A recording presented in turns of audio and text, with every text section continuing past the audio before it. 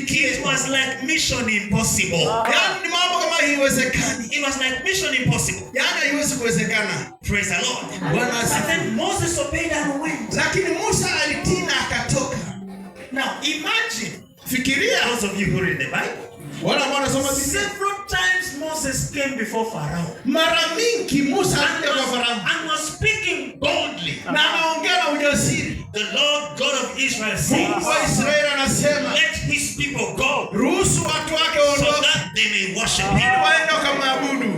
More than 10 times. Mara mingi Every zaidi ya time Moses would appear to Pharaoh. Musa angekuja kwa Farao. I want you to think about this. Nataka fikiria hii maneno. Pharaoh in this time, Farao wakati huu, it's like he has the power of life and death in his hand. kwamba ako na uwezo wa kukuua He ama can uishi. just lift a finger and they kill Anaweza Moses kupiga immediately. watu kidole na wanakuua.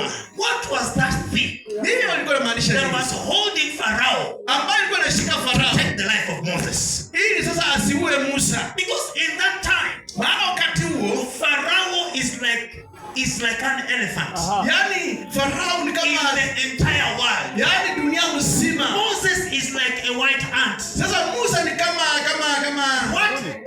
ududu. What restrained him Yes, from taking the life of Moses? nini mtia nafasi asiue God wants Musa? to do with you. Mungu anataka kufanya kazi na God wewe. wants to do through you Mungu anataka kufanya kazi kupitia kwa wewe. what is beyond the help of people. Yale ambayo yanapita What baada ya watu. is beyond the support system of government. Yale ambayo yanashinda hata serikali kusaidia. Hallelujah. Number 4. Ya nne, God wants to do with you Mungu anataka kufanya kazi na wewe what is beyond the understanding yale ambayo yanapita kuelewa of the human kwa mind. mwanadamu wa kawaida.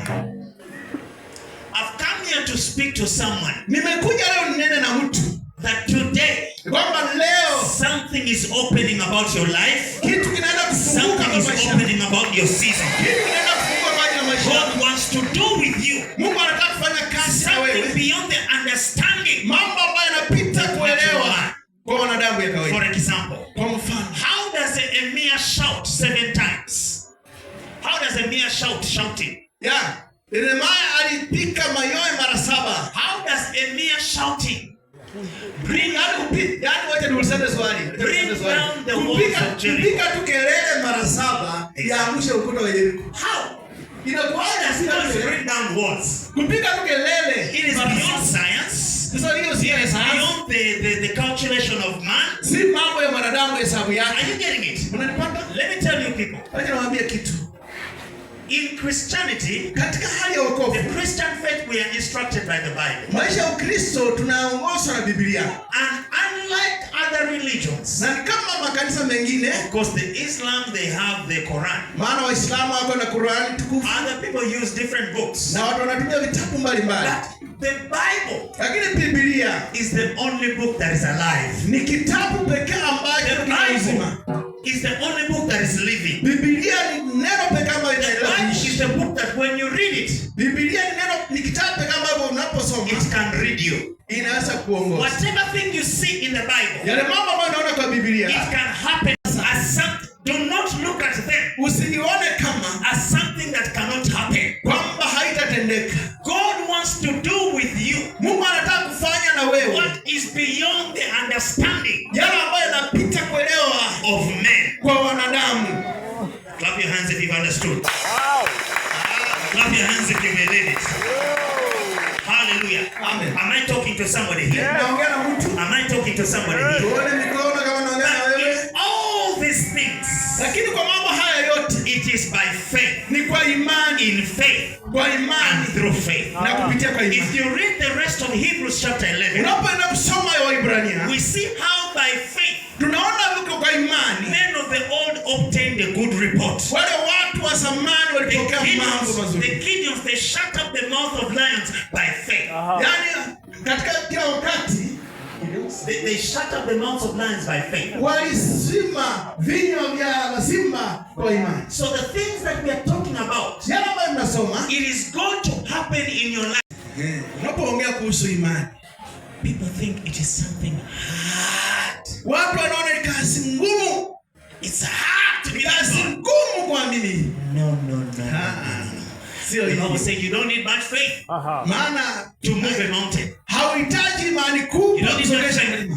The Bible says Biblia you inasema need faith inahitaji tu imani. as small Imani ndogo as a mustard seed. kama mbegu ya haratani. And I'm going to show you how. Na anaenda kuonyesha kivipi. Listen, Sikiza. each of you here, Kila mmoja mara hapo. things that I've told you Mambo ambayo nimewaambia. is not about much faith. Si kwamba uko na imani It's not kubwa about sana. great faith. Sio kwamba imani kubwa. Actually, all of you here, Sisi sote hapa hivi. by the fact that you're seated listening to me, Vile umekaa unasikiliza nikiongea. you actually have faith. Uko na imani. You are actually a man and a woman of faith. Wewe sasa ni mtu wa imani. Only that most of you don't put it to practice. Sasa ni shida tu kwamba nyinyi hamuifanyi maanani.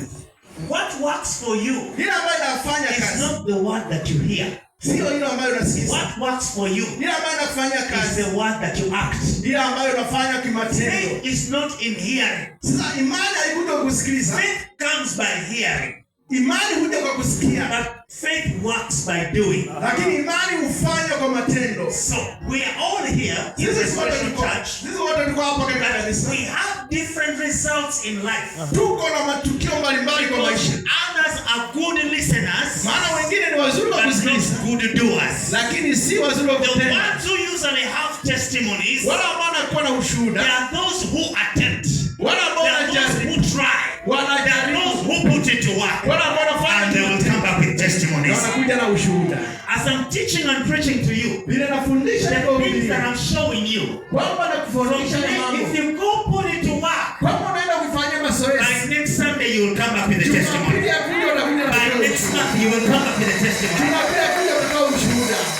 That's why I always encourage people Hapa ndio natia watu moyo. that if you feel weak in faith, Kwamba ukiona ni dhaifu kwa imani. just look out for the scriptures Angalia kwa mistari. that talk about that area where you want a miracle or a Ile result. ambayo inaongea kuhusu muujiza, unataka muujiza ya wapi?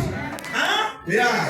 If you feel weak or shrinking in faith, Ukiona imani yako ni chini, look for messages. angalia ujumbe. Look for audio messages Angalia ujumbe that wako. talk about that area where you want God to come through for you. Ile ambayo inaongelea kuhusu mahali ambapo unahitaji kuwasha. That's how much faith comes. Hapo ndio imani inakuja. It comes by hearing and hearing and hearing and hearing and hearing and hearing and hearing the word of God. Inakuja kusikiliza, ukisikiliza neno la Hallelujah.